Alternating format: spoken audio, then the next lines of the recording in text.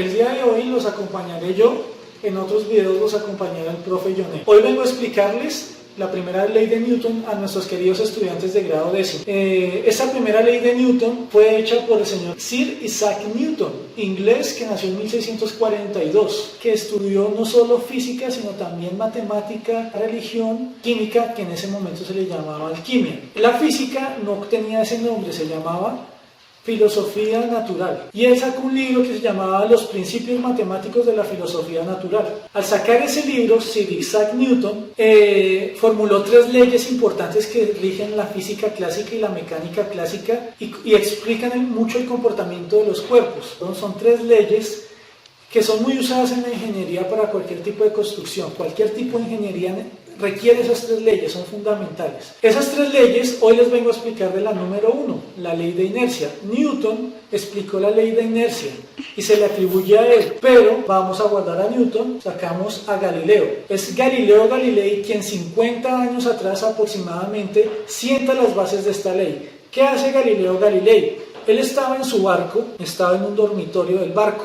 Los barcos tienen los dormitorios en la parte baja, en donde están al nivel del mar, es decir, no pueden tener ventanas por obvias razones. En esa habitación era totalmente oscura, no sentía si el barco se movía o no. Dijo, pero ¿cómo así? Si estoy aquí a oscuras, yo no sé si el barco se mueve. ¿Cómo puedo saber si el barco se mueve? ¿Sí? O si está quieto de repente, si ya llegamos al puerto o no. Entonces él dijo, voy a hacer un experimento, voy a colgar esta botella del techo y esta botella voy a ponerle un balde. Va a ponerle un corcho y va a haber agua en la botella y va a gotear. Si el barco está quieto, lo obvio y lo que va a pasar es que las gotas caen en el balde. Pero si el barco se mueve, las gotas no tienen por qué caer en el balde. Esa era la hipótesis de Galileo. La botella y el balde se mueven con el barco, pero las gotas van a caer atrás del balde, no dentro del balde, porque las gotas ya no están en contacto con el barco. Él hizo el experimento y el barco se movió y las gotas cayeron, como si el barco estuviera quieto. Entonces él dijo, no entiendo, pero pareciera que estuviéramos en reposo, quietos, totalmente estáticos, no entiendo eso. Él hizo otro experimento para entender eso. El otro experimento consistía en montarse en una canoa con una esfera en un lago quieto donde no hubiera mucha corriente de aire para que el barco no se sacudiera. Entonces él empujaba el barco a una velocidad constante y lanzaba la esfera. Él al lanzar la esfera, ¿qué esperaría? Si el barco se mueve hacia adelante, la esfera ya no está con él, ni con el barco. La esfera tiene que caer atrás. Él esperaba eso. Lanzó la esfera perfectamente vertical y la esfera describió este movimiento. Él quedó impresionado y concluyó que cuando un objeto está en contacto con otro objeto, al separarse, el objeto que se separa continúa con la velocidad que venía. Y esto se evidencia más en 2 situaciones. Cuando el objeto está quieto, obviamente, y cuando el objeto va en línea recta con la misma velocidad.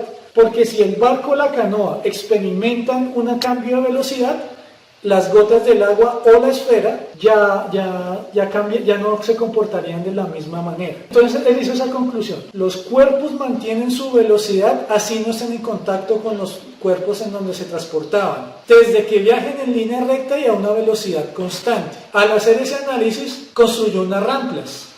Una rampla en U lanzaba la esfera y la esfera subía.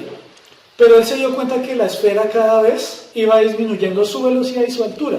Construyó otra rampla, pero esa rampla le cortó un pedacito. Se dio cuenta que la esfera alcanzaba su altura, pero nuevamente disminuía. Hizo la rampla más pequeña, igual. La esfera alcanzaba la misma altura, pero otra vez disminuía su velocidad hasta quedarse quieta. Por último, quitó totalmente la pared de la rampla. Ya no era una rampla en U, sino una rampla totalmente normal. Entonces, él botaba la esfera y veía que en algún punto se detenía. Él dijo, teniendo en cuenta las gotas en el barco, teniendo en cuenta la esfera en la canoa, puedo observar que los objetos generan fricción. Entonces, la rampla de madera genera fricción. Es decir, que si pudiera conseguir un material como el hielo para hacer la rampla, la esfera andaría hasta el infinito y si nada la detiene. A eso yo lo llamo inercia, dijo Galileo. Entonces, Galileo llamó la inercia a la capacidad de los objetos de mantenerse en su estado de reposo o movimiento rectilíneo a una velocidad constante, a pesar de que no estén en contacto con el cuerpo en el que se transportaba. ¿Por qué, si Galileo sentó estas bases, se llama la ley de Newton, la primera ley de Newton? Porque Newton agregó un término muy importante de la física, que es el término de la fuerza. Sí, la inercia es la capacidad de los objetos de mantenerse en reposo o en un movimiento rectilíneo con velocidad constante, a menos que una fuerza lo cambie de su estado. Entonces, una fuerza externa puede cambiar la inercia de un objeto. Y Newton también introdujo otro aspecto importante. Entre más masa tiene un cuerpo, mayor es su inercia. La inercia de un elefante no es lo mismo que la inercia de una persona. Si los dos corren, la inercia del elefante va a ser mayor que la inercia de la persona. Es decir, al elefante le va a tomar más trabajo salir de ese estado inercial que a la persona. Es más fácil que una persona pueda salir de su estado de inercia y cambiar su velocidad a que un elefante lo haga cuando corre. Y así es como se le atribuye a Newton, bajo esos dos anexos, la ley a él. Pero vemos que Galileo Galilei sentó unas bases impresionantes con sus experimentos. Muchas gracias.